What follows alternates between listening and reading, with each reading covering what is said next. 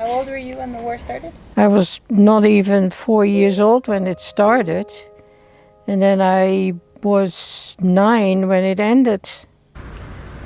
What was the most difficult part of being a child in World War II? I think the whole war is difficult. I can't say that there was one thing that was worse than another. Well, because it could have been my personality, it could be the way my parents handled it. Of course, in those days, the only news that you got was in a newspaper and what the Germans put on the radio. The Germans had rounded up all the radios, and my father, we had a basement, and as kids we were playing hide and seek, and you could enter the basement from outside, and I thought, being bright and smart, I thought, I'm gonna hide in the basement.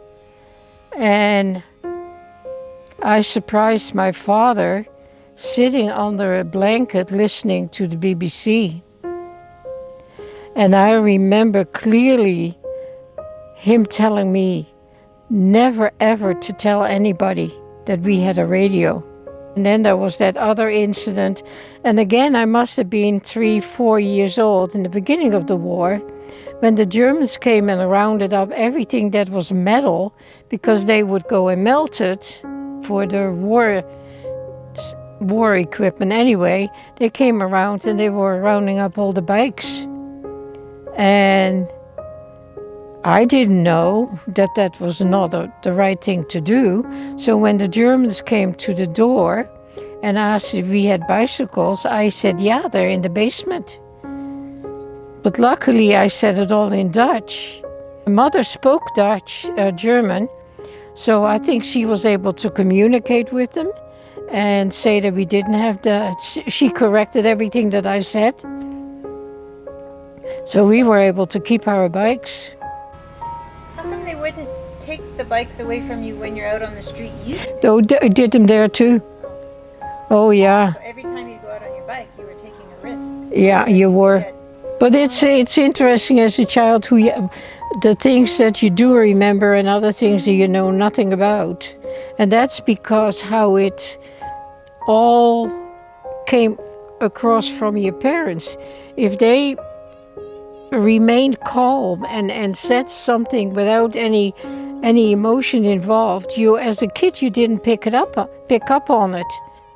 And then I remember the part of the neighbors all of a sudden there was a baby. And after the war it was explained to me that when they were rounding up all the Jews, a lot of Jewish families, if they had a chance, they would give the kids to other people, hopefully that the kids will survive. And that's the story of that girl that my mother was still in touch with after the war. And when my mother for the first time came to visit us in Canada, she went via New York. And that girl, they had found relatives living in New York for her, and then she immigrated to New York, and my mother still went to see her. Do you remember feeling a lot of fear as a child during the war, or do you think as a child you're just kind of oblivious to a lot of it? I don't know.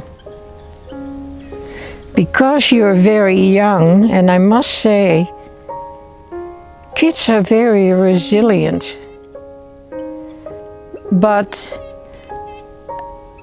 And you don't really know how a war affects you until much, much later. And I remember we were sitting in a restaurant and we were eating, and Monica said something about, do you remember? And it was almost like for the first time that I allowed myself to think about the war, and it was all in regards to sounds. What did it sound like? And I remember for the longest time sirens. Sirens brought back this same anxiety and fear, and also airplanes, because they used to come over really low from England, and after the bombardment, yeah, it's there's still feelings that you haven't allowed yourself to feel. Do you remember the bombardments? I remember seeing this huge wall of flames, because then I was about 4 years old, and I remember all of a sudden there was my uncle standing there covered with white plaster because he was in the bombardment, and he had gone over to my grandparents' place who was bombed and see if there was anybody alive. And luckily my grandmother had been over at her sister's place, and only my grandfather was home, and he had come down. He lived upstairs, and with the rubble he was sliding down the stairs, and covered in that white ashes and soot and who knows what else. And that's what I remember too, seeing my uncle standing there so dirty and covered in white. Did you have to go into bomb shelters when the sirens? No, when the sirens went off, we had to run home. We didn't have a bomb shelter, not in our town. Did you go in the basement? No, we basically stayed in the hallway, in the narrow opening where the walls were right there. So you had nowhere to go? Like No. In London, they'd go down into the subway. You didn't have anything like that? No, Holes in the ground? no. Do you remember feeling shaking? Walls shaking? I remember once being in the middle of a marketplace with my sister, and I remember the sirens going off, and we had to run home, but she was only about 2 years old, and I was maybe 5.5, and I had to get her home. And I remember the German soldiers telling me to go home. And she wouldn't go any faster than her little legs could carry her. I remember that incident. So if the German soldiers are telling you to go home, these are the Allies. They must have been the English coming over, yeah. Oh yeah, they were constantly coming over by the hundreds. What was it like to have rations during the war? What's it like to live under rations? I must say my mother was really inventive. Well, there's the story with my mother going to the farm.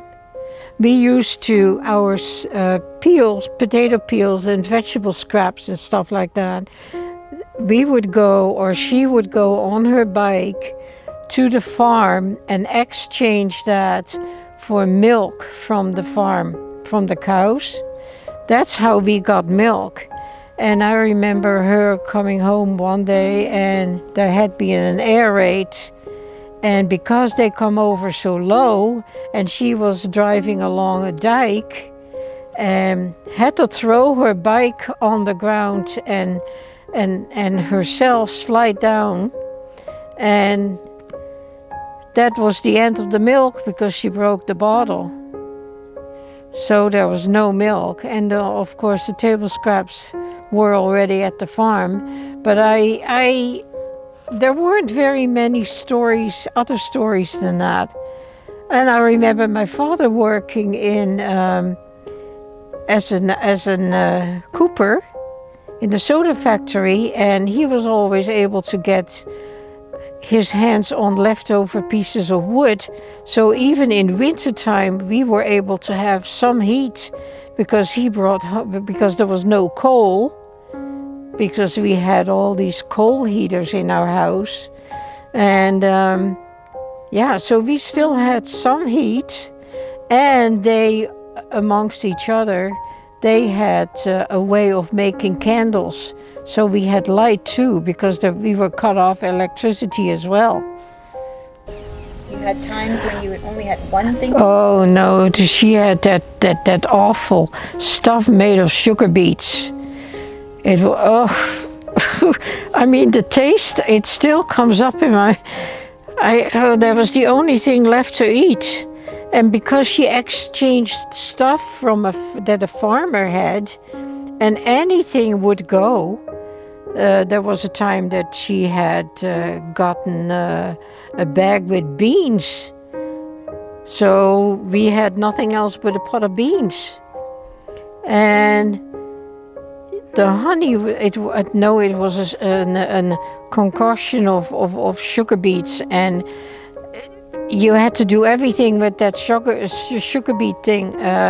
Put it on your sandwiches because there was nothing else, and you ate because there was nothing else. If you're hungry, you're not picky. Yeah, it's. But I really can't think of that being a bad part, because my parents they enjoyed everything and appreciated everything that they were able to get. So that appreciation for whatever they had, they made it into a feast. So we had a big pot of beans, but we enjoyed that big pot of beans with nothing else in it. You had a story once about your mom. You guys were sitting down to eat at the table. She had to close the curtains or something? Yeah, that was that pot of beans. That was at the time when there was no more coal, so all our living was done in that one room. We ate there, that room was heated, and the rest of the house was just ice cold. And the table was right against the window, and there was this one beggar walking by. And again, it is something that they said and how they reacted to it, that as a kid you picked that feeling up. My mother being very upset and saying, no, I'm not sharing that little bit with somebody else. There was a beggar standing in front of the window and trying to ask for food. But she felt guilty. Yeah. Oh, yeah. Yeah. And then there was that one incident, and I remember that. A German soldier had been killed in the area where my father worked. And again, I remember that, of the way my mother was reacting. She was very, very restless, and where's your father? And he is late, and I wonder what's going on. And later on we found out that the German had come, and they wanted to know who had shot that one German soldier. And of course, so they lined up all the men against the wall, and they were trying to find out who had killed that one German. So therefore, he was late. So he was questioned? He was questioned. All these men were questioned that worked there. Yeah. Do you know why he was killed? I don't know what the story was exactly with that German soldier. That is another part. There's only so much you can get when you're a child.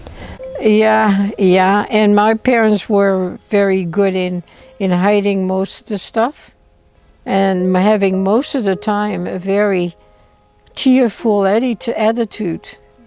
What was the progression of school for you during the war years? That's an interesting question, because there was a period that when I was up in north of Holland, and I still have my report cards, And that time is, that time that I wasn't in school is marked in that report card. No school from, and then it tells you exactly. But I remember how we had to learn to hide under the table, and I remember doubling up classes because the male teachers weren't there. So there weren't enough teachers? No, no. Well, there was when the German came and rounded up all the men that were younger than 40 years old to go and work in the factories and whatever for the Germans in Germany. And I never forget that, because there was row after row of men walking to the train station to be shipped to Germany. And I remember there was a bakery where I was standing, there was a bakery behind me, and this man was throwing all his loaves of bread towards the man.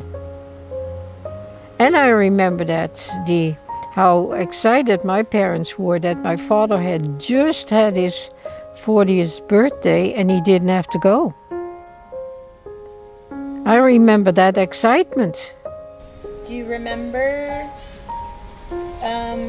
when the Allies came and freed Holland? No, because I was evacuated in 1944, what was called the Hunger Winter. There was absolutely no food because the Germans had cut off all the supply routes. So my mother had brought me and my sister to the north of Holland, and we were living at a farm and in a small village. And I can't remember, that's a part that I can't remember. I know that Holland was liberated at different times. The south was liberated, a certain part of the south right next to, and the north was liberated, but in the center and the big cities, that part I can't remember. But I know it was different times. But I remember when we were liberated, going home in a big army truck. That I remember. Sure, after the war there was nothing, right? No factories. It took years and years to get the economy going again. And then I remember her bringing for the first time bananas home. We had never had a banana, didn't even know how to eat it. So it was an interesting discussion how you take the peel off. And the same with oranges. What was the biggest life change after the war that stands out the most to you? Well, all of a sudden you had a freedom that you didn't have before. You were able to be outside, not only up to a certain hour, but you could be out longer, and we were able to. We were able to play outside too, because you weren't really able to play outside after a certain hour either. In what way did the war affect you as a person, do you think, now? I don't know. My anxiety level is pretty high in comparison with maybe other people. It was hammered into me to be frugal, because there was a time that we didn't have anything at all. So you appreciate it, and every penny before you spend it, you thought about it before you spend it. That has always been, and it still is, that is something that won't leave you.